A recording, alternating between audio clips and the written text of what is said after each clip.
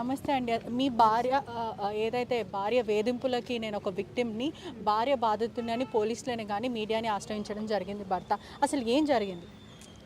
అదైతే నేను పెట్టాలండి రివర్స్‌లో కేసు. ఆయన మరి ఎందుకు అట్లా పెట్టారో నాకు తెలీదు. ఆ రోజు జరిగిన ఇన్సిడెంట్ అయితే ఆ రోజు నాకు సంబంధం లేదు.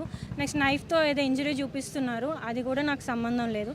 మిగతా 3 మాత్రం నేను కన్ఫర్మ్‌గా చెప్తా. నేను డిఫెండ్ చేసుకున్నా. సో అది నేను చేశాను. చేయడం అంటే అది డిఫెన్స్ వల్ల అలా వెళ్ళడం వల్ల అది జరిగింది. గొంతు పట్టుకుంటే నేను ఎట్లా చెప్పండి. సో నేను అప్పుడు డిఫెండ్ చేసుకున్నా. అంటే మీరు గతంలో ఎప్పుడు అతన్ని కొట్టడం గానీ, చాకుతోని హర్ట్ చేయడం గానీ, లేకపోతే అతన్ని చాలాసార్లు వేధింపులకు గురి చేశారు. చాలాసార్లు నా భార్య నన్ను కొట్టింది అని అతను చెప్పడం జరుగుతుంది. కొట్టుకోవడం అంటే నార్మల్గా చిన్న చిన్నగా కొట్టుకుంటా అవి నార్మలే కదా, దాన్ని పెద్ద ఇష్యూగా చెప్పాలి. చాకుతోని దాడి చేశారు. మొత్తం అతనికి అంతా కట్స్ అయితే కనిపిస్తున్నాయి. అదంతా కూడా అటెంప్ట్ టు మర్డర్, నన్ను చంపే ప్రయత్నం చేశాడని చెప్పి భర్త చెప్పడం. నేను 100%కి 1000% చెప్తా అది నేను చేసింది కాదు. నేనైతే చేయలేదు. అది నేను చేస్తేనంటే ప్రూవ్ చేయమన్నాను అంతే. ప్రస్తుతం పోలీసులు ఏమంటున్నారు? మీ కేసు టేకప్ చేశారా లేకపోతే ఏమంటున్నారు? వాళ్ళ వర్జన్ ఏంటి? ఆల్రెడీ ఎఫ్ఐఆర్ కంప్లైంట్ రిజిస్టర్ అయిందండి. నేను ఇచ్చాను, అన్ని ప్రూఫ్స్ ఇచ్చాను ఎఫ్ఐఆర్స్ గురించి. నన్ను కొట్టింది ఆయన అన్నారు కదా, ఆర్టీవీ లైవ్లో అన్నారు, నేను మా ఆవిడ్ని నా ప్రిన్సిపల్స్ విరుద్ధంగా నేను కొట్టలేదు ఎప్పుడు అని. కొట్టారు, మర్డర్ అటెంప్ట్ చేశారు. నెక్స్ట్ నన్ను చంపేసైనా దాన్ని వదిలేసి నేను దాన్ని చంపేసానో లేదా దాన్ని వదిలేసానో వస్తాను అన్న టైప్లో ఒకరితో వాళ్ళ పిన్నితో మాట్లాడారు. అవి కూడా ఉన్నాయి నా దగ్గర. అంతా జనరలీ ఒక మహిళ వెళ్ళి నా భర్త వేధింపులకు గురి చేస్తున్నాడు, నా భర్త నన్ను టార్చర్ చేస్తున్నారు, ఫిజికల్ అబ్యూస్ అని ఆడవాళ్ళు పోలీస్ మెట్లు ఎక్కడం జరుగుతుంది. కానీ ఇక్కడ రివర్స్గా భర్త భార్య నన్ను కొడుతుంది, నన్ను వేధింపులకి గురి చేస్తుంది అని పోలీసులను ఆశ్రయించారు. ఇది ఏ విధంగా చూడాలి? మీరు నిజంగానే అతనికి ఒత్తిడి చేశారా లేకపోతే నిజంగా ఏమన్నా మీ ఇద్దరి మధ్యలో అట్లాంటివి ఏమైనా చోటు చేసుకున్నాయా? ఎందుకని అంటే పెళ్ళై 7 సంవత్సరాలు అయింది, అదేవిధంగా 5 సంవత్సరాల బిడ్డ కూడా ఉందన్నారు. మరి వాగ్దానం అంతా ఇదంతా ఏదైతే గొడవ మీ ఇద్దరి మధ్యలో వచ్చిందో అది ఎప్పుడు స్టార్ట్ అయింది?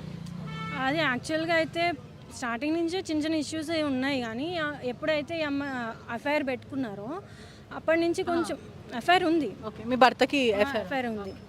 అది స్టార్ మేకర్ అనే యాప్ ఉంది కదా, సో అందులో నుంచి అమ్మాయి పరిచయం అవ్వడం అట్లా అలా చాటింగ్ చేసి ఎంత దూరం వెళ్ళారంటే ఆ అమ్మాయి కోసం నన్ను వదిలేయడానికి కూడా వెళ్ళారు.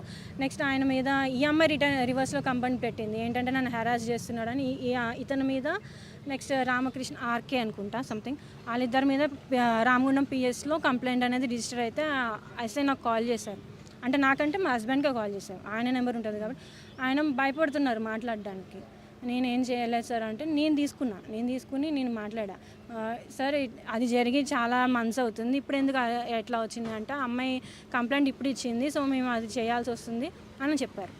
అదేవిధంగా ఇది ఒకటే కాదంటే మీరు కొడుతున్నారు తిడుతున్నారని కాకుండా అనేక ఎలిగేషన్స్ ఏదైతే వాళ్ళ తల్లిదండ్రుల నుంచి మీరు దూరం చేశారు, దాని తర్వాత వాళ్ళకున్న ఆస్తిని మీరు ఆస్తి పైన కన్నేసి ఆ ఇంటిని డిమాండ్ చేస్తున్నారు.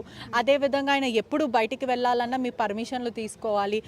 కాలేజ్లో ఆయన ప్రొఫెసర్ కాబట్టి కాలేజ్ నుంచి వచ్చిన తర్వాత మొబైల్ మీకు హ్యాండ్ ఓవర్ చేయాలి. పేమెంట్ ఆయన ఎవరికి పేమెంట్ చేస్తున్నారు ఆ ట్రాన్సాక్షన్స్ కూడా మీ దగ్గరనే ఉండాలి. మొత్తం మీ అండర్లోనే మీరు బాస్ ఓవర్ చేసుకుంటూ అతను ఇబ్బంది పెట్టారని 1 కాదు 2 కాదు అనేక ఎలిగేషన్స్ వేయడం అయితే జరుగుతుంది. వేశారు, కరెక్టే. అన్నీ నేను అన్నీ చెప్తాను, అన్ని ఫాల్స్ ఎలిగేషన్స్ నేను చెప్తాను. ప్రాబ్లం ఏంటంటే డివోర్స్ కావాలని మెయిన్. నేను మ్యూచువల్గా చాలా ట్రై చేశారు, మెంటల్ హెరాస్మెంట్ చేశారు, ఫిజికల్గా చెప్పాను కదా అది చేశారు, అన్నీ ఏది వర్కౌట్ అవ్వలేదు. సో ఎలా అయినా సరే దీన్ని వదిలించుకోవాలి అని చెప్పి అది తెగింది ఉంది చూసారా, అది బంగాళదుంప కొత్త నైఫ్లో స్ట్రక్ అయింది. సో నాకు తెలుసు అది కట్ అవుతుందని. సో నేను ఆయనకి జాగ్రత్తగా తీసుకోండి, కట్ అవుతుందంటే అని ఇట్లా పట్టుకుని ఇట్లా లాగా అది కట్ అయింది. అది క్లియర్గా తెలుస్తుంది కదండి, డీప్గా కట్ అయిందంటే ఏదో గట్టిగా కాలి. అది నేను ఒక్కచాటే ఎందుకు అవుతుంది చెప్పండి. నేను ఎందుకు ఇప్పుడు పెద్దల సమక్షాన మీరు పెళ్లి చేసుకున్నారు, అరేంజ్ మ్యారేజే కాబట్టి ఇప్పుడు ఎందుకు ఇష్టం లేదంటున్నారు? దాని తర్వాత డివోర్స్ ఎందుకు కావాలి అని అంటున్నారు? ఫస్ట్ నుంచి కూడా నేను ఇష్టం. మరి అతను మాత్రం నాకు డివోర్స్ వద్దు, నాకు ఎవరైతే వైఫ్ ఉందో వైఫ్, నాకు పిల్లలు, ఫ్యామిలీ కావాలి అంటున్నారు. నాకు ఫ్యామిలీ కావాలి కానీ నాకు ఈ హరాస్మెంట్ అనేది ఉండొద్దు, నేను సంతోషంగా ఎవరికైనా కుటుంబం కావాలనే ఉంటుంది, నాకు నా భార్య కావాలి, నా కొడుకు కూడా కావాలి, కానీ నాకు ఈ హరాస్మెంట్ వద్దు, ఇట్లాంటి ఎవరు కూడా తన్నులు తినుకుంటా కాపురం చేయలేరు కదా అని అతని వర్జన్. చెప్తా అండి, నేనేమంటున్నా అంటే డివోర్స్ వద్దు అని అంటున్నా ఇప్పుడు. మరి మొన్నటి దాకా నన్ను ఎందుకు డివోర్స్ కావాలని టార్చర్ పెట్టారు? అంటే మీరు టార్చర్ పెడుతున్నారు అందుకే డివర్స్ కావాలి అని అడిగారు అని అంటున్నారు. నేను టార్చర్ పెడుతున్నాను, ఇల్లు అడుగుతున్నాను అనేది అని చెప్పమనండి, నేను నిరూపించుకుంటాను నా సైడ్ నుంచి. మా ఫ్యామిలీ ఏం తక్కువ కాదు, ఎంక్వైరీ చేసుకోండి మా ఫ్యామిలీకి ఎంత ఉందో అని. నేను ఫైనాన్షియల్గా చెప్పాలంటే నేను పెళ్ళైన 5 years 4 years వరకు మా పేరెంట్సే చూసుకున్నారు నన్ను, సింగిల్ పెన్నీ ఇవ్వలే నాకు. అంటే మెయింటెనెన్స్ కూడా అలాంటివి ఏమి ఇవ్వలేదా? ఇక్కడికి వచ్చాక చేస్తున్నారండి, ఇక్కడికి వచ్చాకే బాబు. ప్లస్ ఆయన చేసేది ఏంటి అంటే ఇంట్లో ఫుడ్ తీసుకొస్తారు, బట్టలు కానీ మిగతా వాడికి ఏమైనా బయట ఏమైనా కావాలి అవసరాలు అంటే నేను చేయాలి. ఏమైనా అంటాడు తెలుసా, నువ్వు సంపాదిస్తున్నావు నువ్వు పెట్టు వాడికి, ఇదే క్వశ్చన్ వస్తుంది. ప్రస్తుతం మీ డిమాండ్స్ ఏంటండి? అంటే మీకు కూడా అన్యాయం జరిగిందని మీరు చెప్పడం జరుగుతుంది, నా భర్తని నేను కొట్టలేదు, ఇదంతా ఫాల్స్ ఎలిగేషన్, కేవలం డివోర్స్ కోసమే చేస్తున్నారు అని అంటున్నారు. మీరు ఏం చెప్తారు? మీకు ఏ విధంగా న్యాయం కావాలి? పోలీసులు ఫస్ట్ ఎఫ్ఐఆర్ ఎవరిది నమోదు చేసుకున్నారంటే ఇద్దరు తరపున ఎఫ్ఐఆర్ నమోదు చేసుకున్నారు, వాళ్ళు ఏమంటున్నారు, మీకు ఏ న్యాయం కావాలి? ఫస్ట్ మా హస్బెండ్ తీసుకున్నారు, ఫస్ట్ అది అయిపోయిన తర్వాత అప్పుడు నా కేసు టేకప్ చేస్తానని అన్నారు.